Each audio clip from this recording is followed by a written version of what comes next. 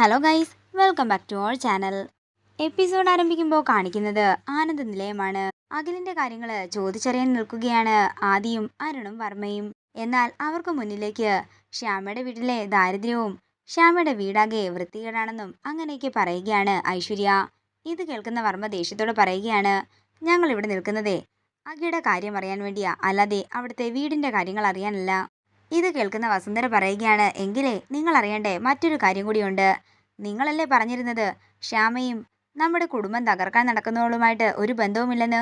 എങ്കിലേ ഞാൻ ആ അശ്വതിയെ ഇന്ന് ശ്യാമയുടെ വീട്ടിൽ വെച്ച് കണ്ടിരുന്നു.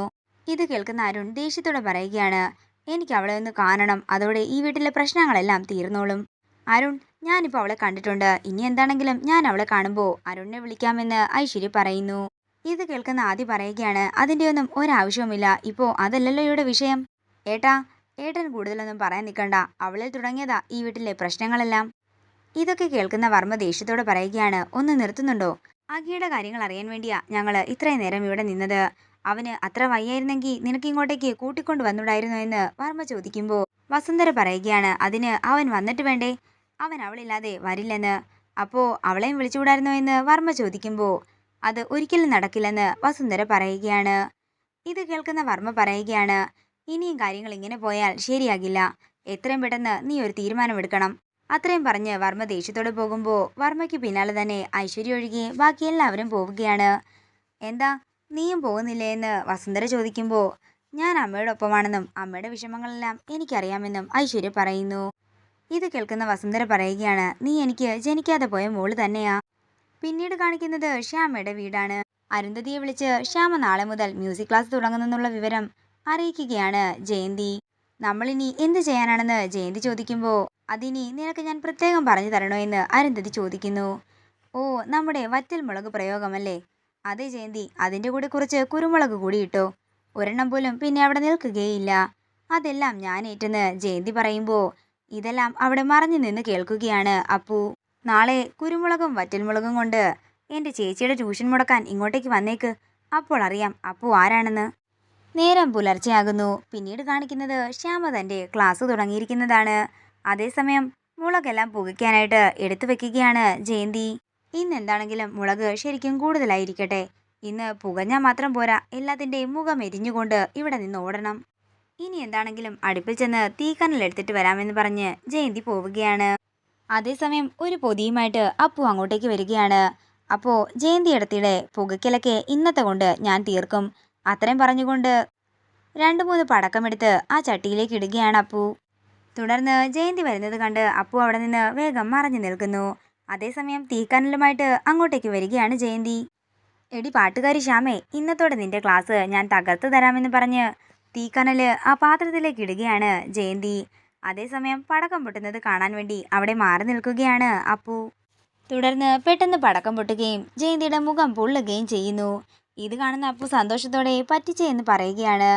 എടാ, നീയാണല്ലേ അപ്പു ഇതൊക്കെ ചെയ്തത്, നിന്നെ ഞാൻ ഇന്ന് ശരിയാക്കി തരാമെന്ന് പറഞ്ഞ് അപ്പുവിനെ അടിക്കാനായി ജയന്തി ഇട്ട് ഓടിക്കുമ്പോൾ എന്താണെന്ന് ചോദിച്ചുകൊണ്ട് അഖിലും ശ്യാമയും എല്ലാവരും അങ്ങോട്ടേക്ക് വരികയാണ്. കാര്യമെല്ലാം ഞാൻ തന്നെ പറഞ്ഞു തരാമെന്ന് അപ്പു പറയുന്നു. തുടർന്ന് ജയന്തിയുടെ ഫോട്ടോ എടുക്കുകയാണ് അപ്പു. ദേ അപ്പു, നീ കാര്യം എന്താണെന്ന് ആദ്യം പറയാൻ ശ്യാമ പറയുമ്പോൾ അപ്പു പറയുകയാണ്, ശ്യാമേച്ചിയുടെ ക്ലാസ് എല്ലാം തകർക്കുന്നത് ഈ ജയന്തി ഏട്ടത്തിയാണ്. ചേച്ചി പുകയ്ക്കുന്നതാ, ദേ കണ്ടില്ലേ, ഞാൻ കാണിച്ചു തരാമെന്ന് പറഞ്ഞ് അപ്പു അഖിലിനും ശ്യാമയ്ക്കും അത് കാണിച്ചു കൊടുക്കുകയാണ്. അത് കണ്ട് ഞെട്ടലോടെ നിൽക്കുകയാണ് അഖിലും ശ്യാമയും. അതേസമയം മുഖം നീറിക്കൊണ്ട് കരയുകയാണ് ജയന്തി. പിന്നീട് കാണിക്കുന്നത് അരുന്ധതിയുടെ വീടാണ്. അരുന്ധതി പറയുകയാണ്, എന്നാലും എൻ്റെ മോളെ, നമുക്ക് ആ കാഴ്ച കാണാൻ സാധിച്ചില്ലല്ലോ. ശ്യാമയുടെ കുട്ടികളെല്ലാം ഇപ്പോൾ എരിഞ്ഞും പുകഞ്ഞുമൊക്കെ അവിടെ നിന്ന് ഓടിക്കാണും. നമ്മൾ വിചാരിച്ചതുപോലെയല്ല മമ്മി ജയന്തി ചേച്ചി, എല്ലാം നന്നായിട്ട് തന്നെ ചെയ്യുമെന്ന് വിസ്മയയും പറയുന്നു.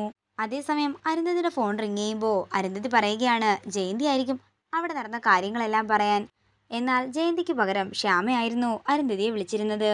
ഹലോ ശ്യാമ, എന്തു പറ്റിയെന്ന് അരുന്ധതി ചോദിക്കുമ്പോൾ ശ്യാമ പറയുകയാണ്, ഇത്തവണ നിങ്ങളുടെ പഴയ ട്രിക്ക് അങ്ങ് ഏറ്റില്ല, കുട്ടികളെ പുകച്ച് പുറത്ത് ചാടിക്കുന്നതേ, സംഭവം ചീറ്റിപ്പോയി. ഇത് കേൾക്കുന്ന അരുന്ധതി പറയുകയാണ്, നീ എന്താ പറയുന്നത്, എനിക്കൊന്നും മനസ്സിലാകുന്നില്ല. എന്നോടുള്ള വാശി തീർക്കാൻ വേണ്ടി നിങ്ങൾ ഇത്രയും തരം താഴാൻ പാടില്ലായിരുന്നു. നീ എന്താ ശ്യാമ ഈ പറയുന്നത്, എനിക്കൊന്നും മനസ്സിലാകുന്നില്ലെന്ന് അരുന്ധതി പറയുമ്പോൾ തെളിവ് ഞാൻ നിങ്ങളുടെ ഫോണിലേക്ക് അയച്ചിട്ടുണ്ടെന്നും അമ്മയും മോളും കൂടി എടുത്ത് നോക്കാനും പറഞ്ഞ് ശ്യാമ കോള് കട്ട് ചെയ്യുന്നു. ജയന്തിയുടെ ഫോട്ടോ കണ്ട് ഒരു ഞെട്ടലോടെ നിൽക്കുകയാണ് അരുന്ധതിയും വിസ്മയയും. മമ്മി, നമ്മുടെ പ്ലാൻ പൊളിഞ്ഞു മമ്മി. പിന്നീട് കാണിക്കുന്നത് ശ്യാമയുടെ വീടാണ്. ആ അപ്പു എൻ്റെ മുഖം പൊള്ളിച്ചല്ലേ, അവനിട്ട് ഞാൻ പണി കൊടുക്കുന്നുണ്ടെന്ന് പറഞ്ഞ് വെള്ളം തിളപ്പിച്ച് അപ്പുവിൻ്റെ ദേഹത്തേക്ക് ഒഴിക്കാനൊരുങ്ങുകയാണ് ജയന്തി. പെട്ടെന്ന് ശ്യാം അത് കാണുകയും ജയന്തിയുടെ കൈ തട്ടുകയും ചെയ്യുന്നു. ആ തിളച്ച വെള്ളം മുഴുവൻ ജയന്തിയുടെ കയ്യിലേക്ക് വീഴുകയാണ്. ആദ്യം ഇവൻ എൻ്റെ മുഖം പൊള്ളിച്ചു, ദേ ഇപ്പോൾ ഇവളെൻ്റെ കൈയും പൊള്ളിച്ചെന്ന് പറഞ്ഞ് ജയന്തി അവിടെ നിന്ന് കരയുന്നതാണ് കാണിക്കുന്നത്. ഇതോടുകൂടി ഇന്നത്തെ എപ്പിസോഡ് ഇവിടെ തീരുകയാണ്. വീഡിയോ ഇഷ്ടമായെങ്കിൽ മറക്കാതെ ലൈക്ക് ചെയ്യുക, ഷെയർ ചെയ്യുക, കമൻറ്റ് ചെയ്യുക. കൂടുതൽ സീരിയൽ അപ്ഡേറ്റ്സിനായി മറക്കാതെ സബ്സ്ക്രൈബ് ചെയ്യുക നയൻസ് ക്രിയേഷൻസ്.